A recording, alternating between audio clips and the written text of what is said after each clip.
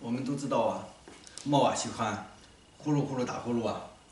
它不是睡着了的时候打呼噜啊，是在那个醒着的时候，或者在走路的时候，或者靠近人的时候，在打呼噜啊。看看这个打呼噜是什么意思啊？我看到一只老虎啊，我看到一只老虎啊，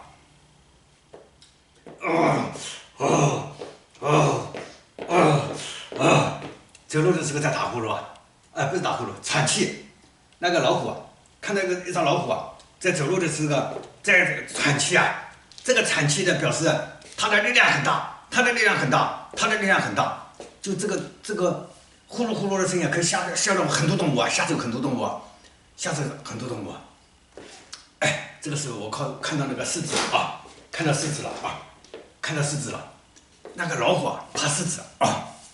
实际上它呼噜呼噜那个声音的时候，表示喘的气很粗啊，喘的气很粗啊，喘的气很粗，表示这个根据那个肺活量或者拉风箱的那个拉出来的声音强的话，感觉这个很厉害啊，攻击性很强，体力很大，所以它的目的是为了吓唬，要吓走那个狮子啊，吓走狮子。哎，这个时候看到猫了啊，看到猫了。扑头，扑头，扑头，扑头，扑头，这个扑头扑头，感觉那个很那个，感觉那个威力啊，同老虎比起来简直不没有威力啊，没有威力，没有威力。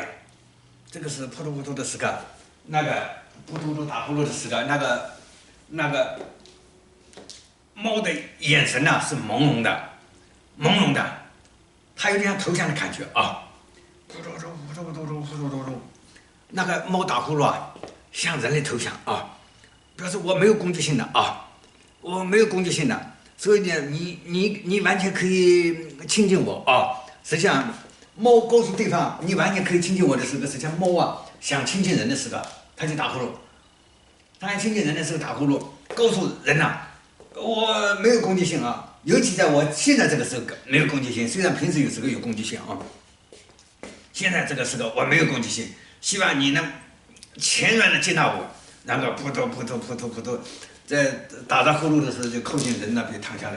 他这个目的啊是告诉人类啊，他没有攻击性啊。此时的猫没有攻击性，你完全可以接纳我，你可以100%接纳我，你全然接纳我，我想同你亲近，我想同你亲近。他表达的这个意思啊，他表达这个意思啊。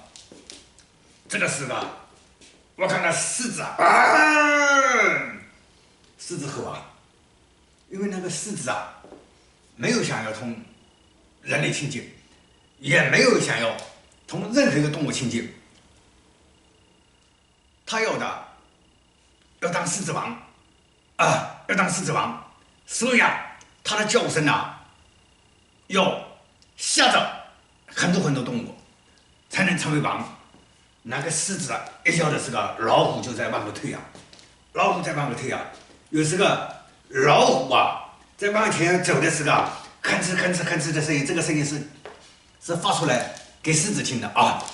万一狮子听到了以后有反应了，一叫了以后，老虎唰一下子就逃遁了，逃跑了啊。所以啊，那个老虎啊。在咕嘟咕嘟咕嘟咕嘟想打呼噜的时候，他是在探测周围有没有狮子啊，有没有狮子啊。